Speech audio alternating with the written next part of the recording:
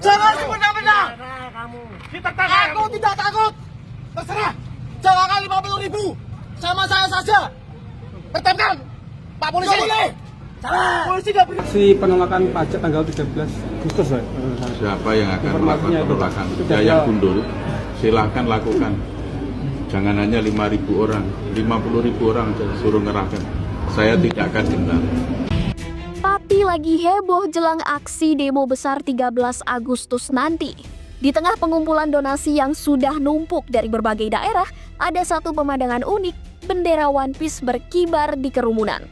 Kontroversi dan kegaduhan yang terjadi antara Bupati Pati di Jawa Tengah dengan warganya karena warganya menolak terkait dengan kebijakan kenaikan pajak bumi dan bangunan yang dinilai cukup berat dan membebani mereka. Bismillahirrahmanirrahim. Assalamualaikum warahmatullahi wabarakatuh. Saya kira salah satu isu politik yang menarik untuk kita bicarakan hari ini adalah soal kontroversi dan kegaduhan yang terjadi antara Bupati Pati di Jawa Tengah dengan warganya karena warganya menolak terkait dengan kebijakan kenaikan pajak bumi dan bangunan yang dinilai cukup berat dan membebani mereka. Inilah yang saya kira menimbulkan kegaduhan, menimbulkan kontroversi, dan sekali lagi ini sudah kadung membetot perhatian publik secara nasional. Jadi isu ini memang bukan hanya sebatas isu lokal, tapi sudah merembet kemana-mana. Berbagai pihak komentar termasuk pemerintah pusat sudah merespon dan tentu sedang berupaya mencari jalan keluar. Bagaimana persoalan terkait dengan kekisruhan antara sang bupati dengan warganya, ini ada jalur keluarnya, ada solusi sehingga kegaduhan dan kontroversi itu bisa dihindari. Kalau saya hitung rata-rata secara umum, ada 3 faktor yang mengakibatkan kenapa ada resistensi, ada perlawanan, dan sikap penolakan dari warga Pati yang tergabung dalam aliansi masyarakat Pati Bersatu. Ada 3 hal. Pertama, tentu yang paling utama adalah soal kenaikan pajak bumi dan bangunan yang mencapai 250%. Kenaikan pajak yang cukup berlipat ganda.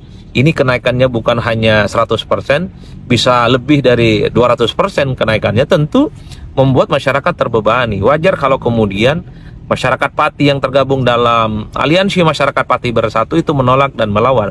Saya kira ini adalah hal alamiah. Saya kira bukan hanya di Pati, di kabupaten, di kota, ataupun di provinsi-provinsi lain. Kalau ada kebijakan-kebijakan gubernur ataupun bupati ataupun wali kota dianggap membebani, apapun judul kebijakannya pasti ditolak. Apa yang terjadi di Pati bagi saya ini adalah sebagai sikap alamiah dari warganya yang mungkin tidak suka, mungkin protes, mungkin tidak nyaman ketika ada kenaikan soal pajak bumi dan bangunan mencapai 250%. Ini yang saya kira menjadi titik huru-hara dan titik gempa politik. Bagaimana hubungan antara sang bupati dengan warganya itu memang tidak baik-baik saja. Faktor yang kedua, kalau kita hitung rata-rata secara umum, adalah faktor komunikasi politik, yaitu pernyataan bupati yang dinilai menantang.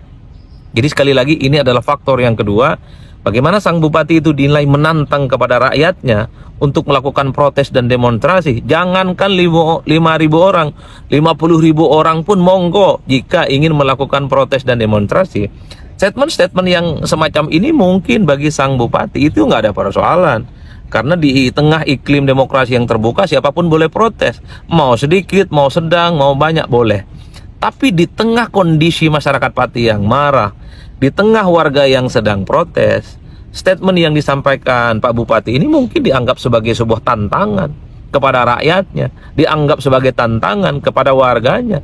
Jangankan 5.000, 50.000 pun boleh.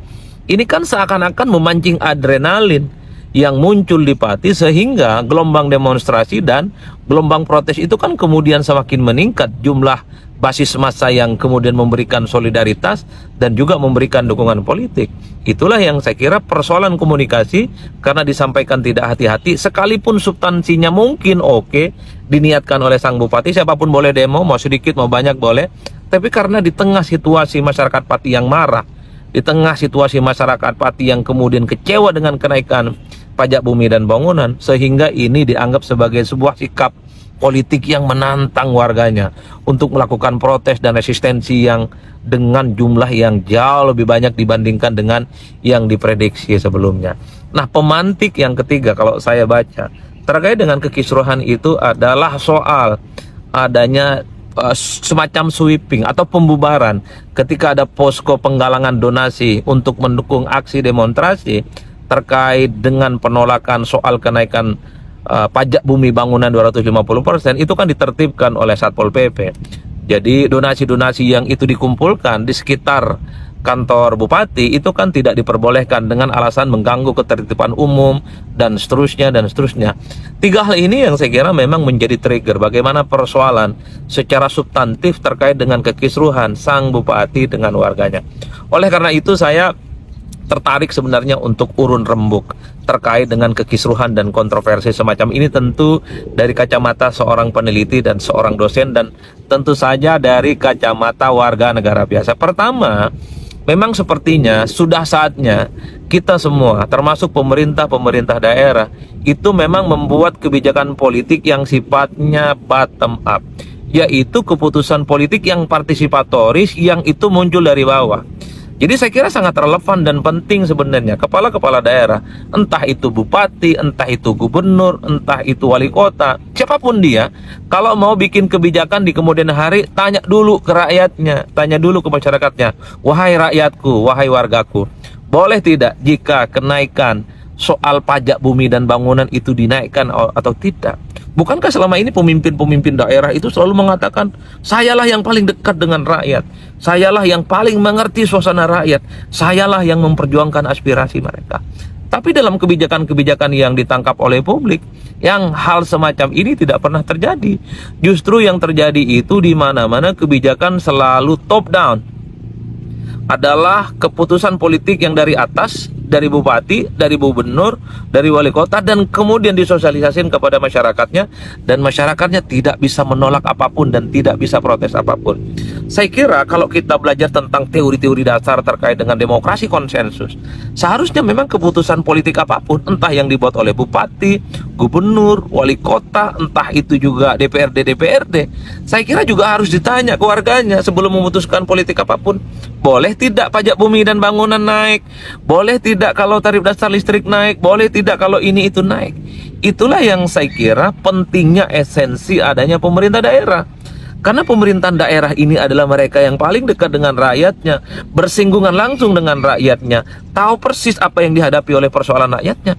Mestinya ditanyakan dulu, boleh tidak jika ada kenaikan-kenaikan yang terkait dengan pajak bumi dan bangunan dan kenaikan-kenaikan yang lain. Itulah yang saya sebut pentingnya kebijakan politik partisipatoris.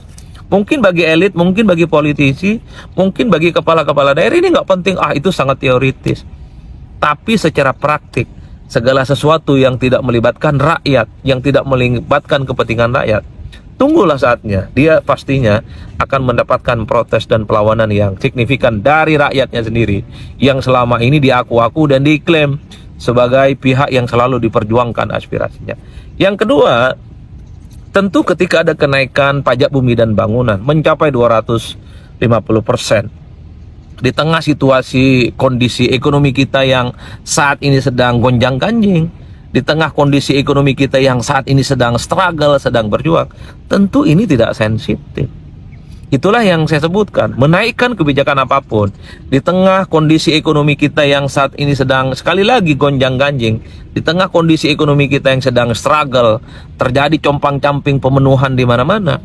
Saya kira ini tentu akan semakin membuat bagaimana beban yang dihadapi oleh warga, beban yang dihadapi oleh masyarakat itu akan semakin berat. Satu sisi ada kenaikan PBB, pajak bumi dan bangunan mencapai 250% yang naik, tapi pada saat yang bersamaan kebutuhan masyarakat dalam banyak hal itu sangat kesulitan untuk memenuhi sektor-sektor kehidupannya. Inilah yang saya kira secara prinsip memang kalau ingin menaikkan apapun memang harus disesuaikan dengan kondisi ekonomi secara nasional dan kondisi ekonomi di ada daerah, sehingga untuk melahirkan kebijakan-kebijakan yang pro rakyat itu adalah akan sesuai dengan aspirasi, dan yang paling penting untuk menghindari. Halo teman-teman, berjumpa bersama saya di Politik Dangi. Teman-teman, ini menarik ya. Kenapa beberapa hari terakhir ini teman-teman, ramai di media sosial, di televisi tentang pernyataan Bupati Kabupaten Pati di Jawa Tengah ini ya, membuat masyarakatnya sendiri itu marah dan geram.